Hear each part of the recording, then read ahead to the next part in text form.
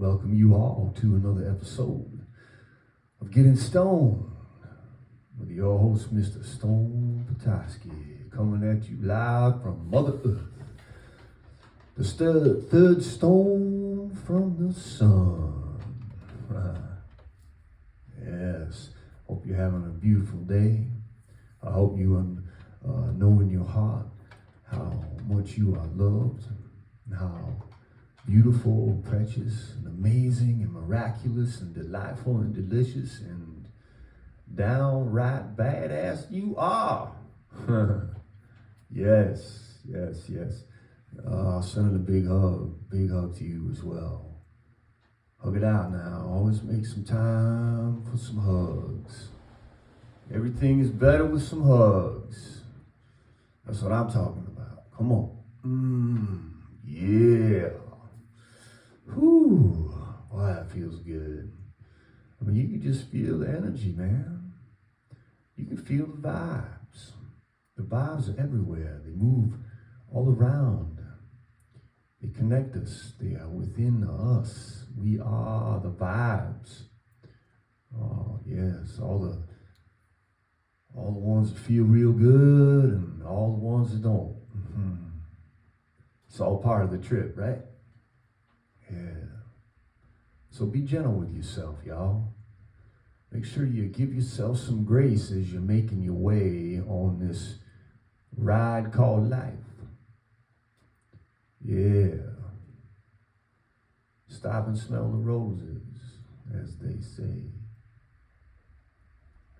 Take a pause and watch a flock of birds go by. Put your bare feet on Mother Earth and just stand there, breathing, soaking in all that goodness, and that love, and that light. Yeah, I saw somewhere recently that most of the energy that we get, that we use, that makes us alive, the most of that energy, in fact, comes from light. Obviously, we need to make sure we have water. Yeah? We got to stay hydrated. We got to have water. And certainly, we do need some food, some sustenance. But the vast majority of the energy that the body produces to do all the body does comes from light. So in that way, you are the light. Indeed. And that light sparkles in each and every one of us. And everywhere in all the trees and bees and cats and dogs. Yeah, even the stones. Right on. Yes. Much love, y'all. Much love. We're going to do a little reading here. We're going to kick it off from a piece from a book called Year of the Monkey by Patti Smith. I've read some of her stuff before around these parts, and I just got nothing but respect and for this woman. She's a multi-talented artist. She's a mother, maybe even a grandmother, I'm not sure, musician, photographer. Yeah, she's lived quite an amazing life, and I feel like she's someone who has definitely been a light. So let's read a little bit from Year of the Monkey by Patti Smith. While sitting beneath the oversized letters spelling coffee, I met a couple who were driving to San Diego. I took this as an auspicious sign. An 8-hour drive, and I could ride along for $85. We arranged to meet in the morning. No talking was the rule. I hastily agreed, not really thinking anything of it. That evening, though chilly, I walked the length of the Santa Cruz Wharf, the longest wooden pier in America, a half-mile long. It was once used for shipping potatoes from San Francisco to the mining camps in the Sierra Nevada during the gold rush. Though normally lively, there was hardly a soul on the pier. No planes overhead, no vessels in sight, only the groans and wheezing of the sea lions sleeping. I called Lenny, telling him I wasn't returning for a while. We talked of Sandy with heavy heart. We had all known one another so long. We met in 1971 after my first poetry performance. Lenny accompanying me on electric guitar. Sandy Pearlman was sitting cross-legged on the floor in St. Mark's Church dressed in leather, Jim Morrison style.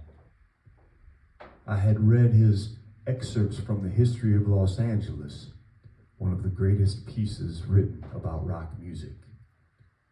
After the performance, he told me I should front a rock and roll band, but I just laughed and told him I already had a good job working in a bookstore. Then he went on to reference Cerberus, the dog of Hades, recommending I delve into its history. Not just the history of the dog, but the history of an idea, he said, flashing his extremely white teeth. I thought him arrogant, though in an appealing way, but his suggestion that I should front a rock band, though improbable, was also intriguing. At the time, I was seeing Sam Shepard, and I told him what Sandy had said. Sam just looked at me intently and told me I could do anything. We were all young then, and that was the general idea, that we could do anything.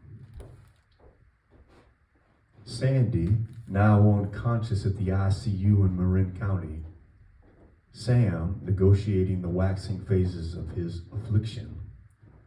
I felt a cosmic pull in multiple directions and wondered if some idiosyncratic force field was shielding yet another field, one with a small orchard at its crux, heavy with fruit containing an unfathomable core.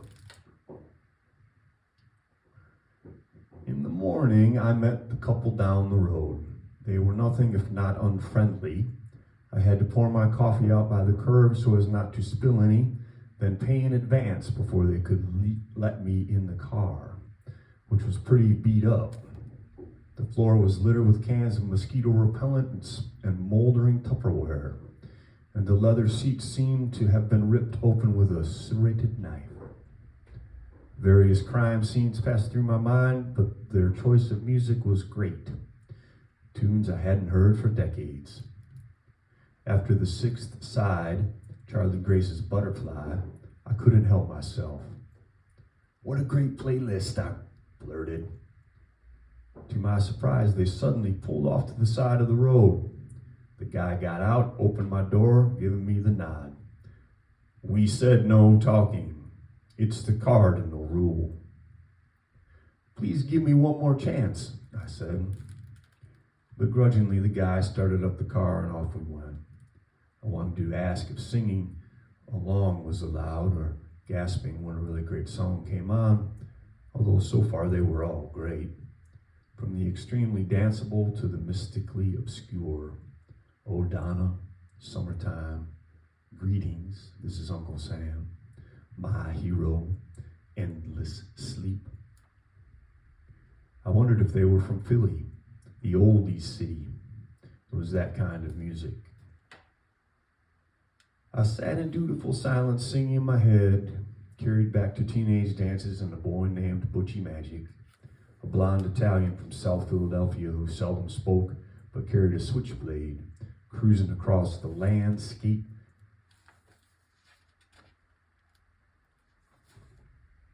Homework into dreams to dwell in a silent chamber of a young, unrequited heart. We had stopped for gas. I took my sack and went to the bathroom, washed my face, brushed my teeth, got a coffee to go, and returned in perfect silence, just in time to see them speed off straight into the horizon of forgotten rhythm and blues songs. What the hell? Okay then, "My hero," I yelled. "That was great. Who plays Endless Sleep or Greetings, this is Uncle Sam?" I stood there calling out an inventory of all the great songs I had savored in silence. A security guard approached me. "Is everything all right, miss?" "Oh, yeah. Sorry. I just missed my ride to San Diego." My daughter-in-law's driving to San Diego. I'm sure that if you share the gas money, she'll take you along." Her name was Cammy, and she had a Lexus. I sat in the front seat. The back seat was loaded with boxes marked pickling and a few marked Avon. "The whole trunk is full of mason jars," she said. "They're for a friend. She has an organic restaurant. I pickle everything for her: onions, tomatoes, cucumbers, baby corn. She sells it in her restaurant. And I have a nice order for my relishing place specializing in gourmet hot dogs." Cammy was a fast driver, which was fine with me. She was also quite a talker, changing the radio station while talking and then suddenly starting in another conversation with the disembodied voice from the speaker. She wore tiny headphones and had a second phone charging. Cammy never stopped talking. She would ask a question, then answer it from her point of view. I hardly said a word. Still silent, but was a different kind of silence. Finally, I asked her if she heard anything about candy wrappers littering the beach near the OB Pier. "No kidding," she said. "That's so weird. They had the same thing happen in Redondo Beach, but not on the beach, actually in the back of the gasworks. Hundreds, maybe thousands of them. Crazy, right?" "Yeah," I said. "I thought it didn't seem crazy, it seemed tactical." "Did you hear about the missing kids?" "No," I said. Her phone rang and she rattled off some ordering information, no doubt connected with her pickling empire. "The whole world's going nuts," she continued. "I was in Queens last spring and my sister's azalea bushes bloomed weeks ahead of time. Then out of nowhere there was a frost and they all died. I mean, you can cover your plants with burlap if you get some warning, but it all happened overnight. All those dead flowers." She was heartbroken. "And the squirrels in Central Park, did you hear about that? It was so warm, they came out of hibernation, totally confused. And then it went ahead and snowed in April, on Easter, no less. Snowing on Easter. 10 days later, the guys that gather trash with those long picks found them. Scores of them, baby squirrels and their mothers, frozen to death. It's nuts, I tell you. The whole world is going nuts."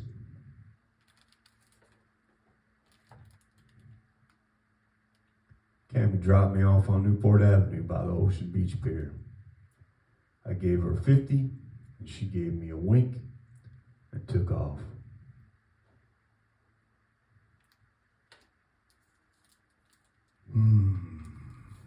Patti Smith. Ah. She just brings you right into it, doesn't she? Just the way she welcomes you into the scene, keeps you there right by her side. Incredible talent. Such a beautiful writer. Thank you, Patti. That was once again, that was from her book called You're the Monkey.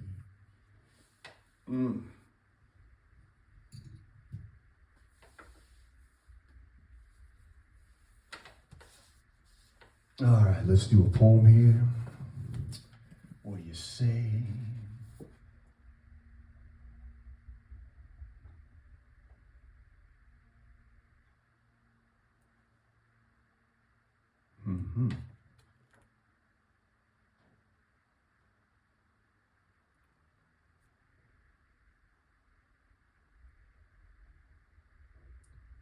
All right, this is a poem by James Dean. How crazy, right? I open up this book I read from sometimes poems called the Outlaw Bible of American Poetry, right?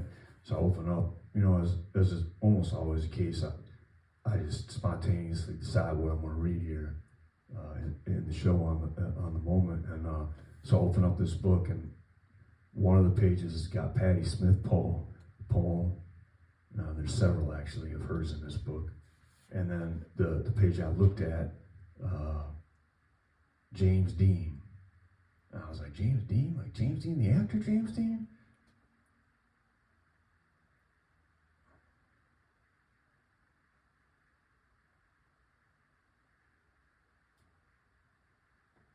So it looks like it, in fact, is true. So this is a poem, James Dean's poem called Ode to a Tijuana Toilet. It was composed in early 1955 during the filming of Rebel Without a Cause, erupted from a long estrangement from his father.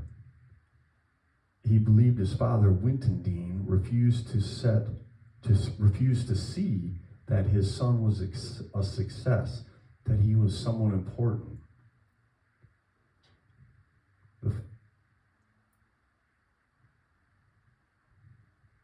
The fuck you father theme surfaced as well from his work in Rebel, dealing with a father's failure to communicate with his son. A drawing on a napkin made in Googie's during the Night Watch era and long since lost, of a sombrero-wearing matador with oversized balls riding a motorcycle and holding a fuck you finger aloft accompanied this poem.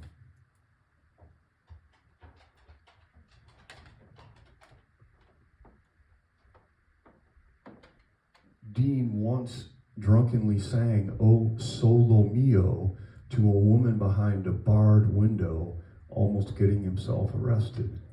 This poem of anger and rebellion pits Dean as a kind of Tijuana-style Garcia Lorca in the bullring of fame, warring with authority. The poem was one of 3 poems typed widthwise on a sheet. His friend Jack Simmons retains the other 2. Far out, man. It's kind of cool. You know a little backstory on that. I didn't know James Dean had some poems, so here we go. Ode to a Tijuana Toilet, or the famous fuck you prosaic principle. Portrait of a Jim and naked ass in the mirror. From backstage, it says, it's morbid, it is moribund. It is asked, oh great crusty bowel of no end, showing his balls to the world. It is Sebastian yanking arrows out of his butt, or the brave matador's shadow. The last moment in the mirror, is it the father who cries? It is the morbid son.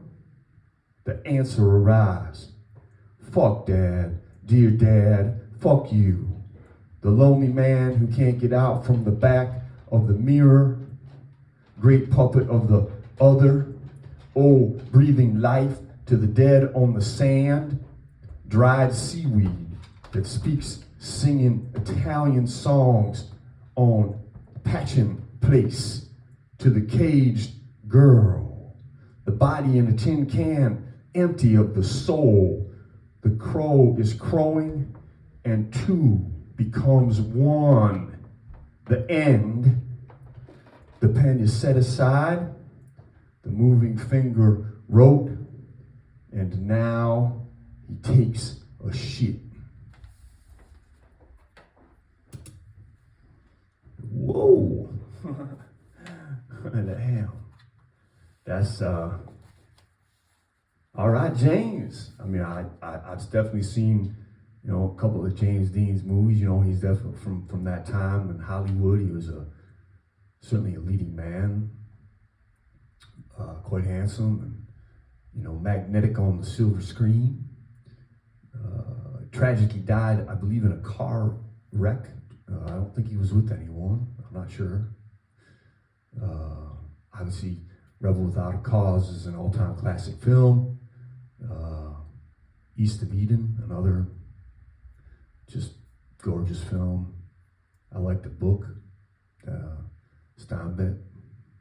In any case, I'm going down the tangent. So thank you, James Dean, for sharing that poem with us, and for being an artist who inspires. Yeah. All right, all right, all right. Sending so much gratitude and positivity out to all y'all. I thank you so much for stopping on by. I appreciate you so very, very much. Remember, man, you are the light. You are the light. Yes. Yes. All right. All right, let's do a tune and get on out.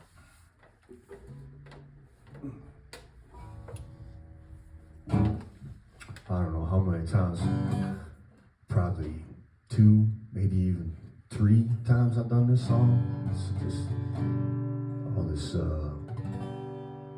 gonna do it again anyway. So this is Lou Reed. Satellite go to the sky.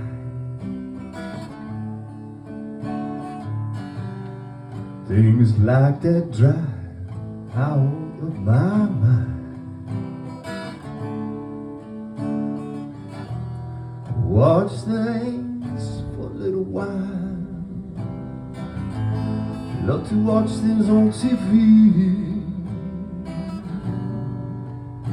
Satellite of love. Satellite of love. Satellite of love.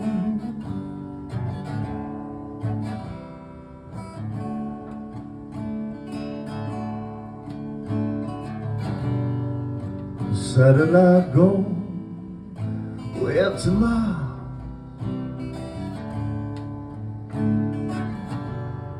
Soon it will be filled with parking cars.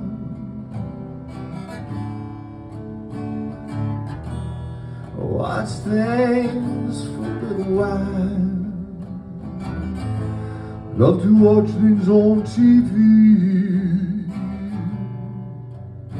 Satellite of love. Satellite of love. Satellite of love.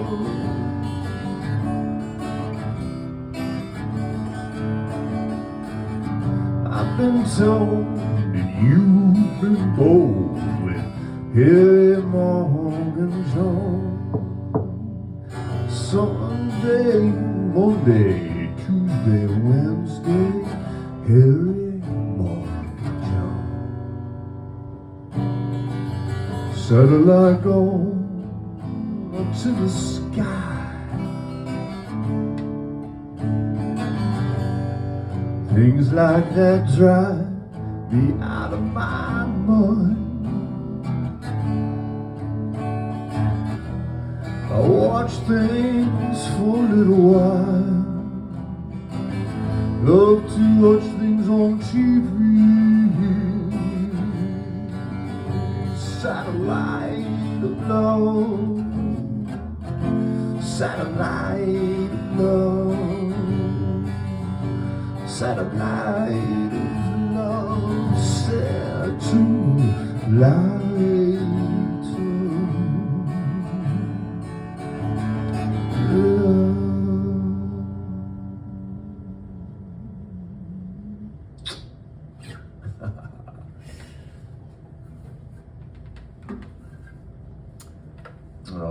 Yes, Mr. Lou Reed, Satellite of Love.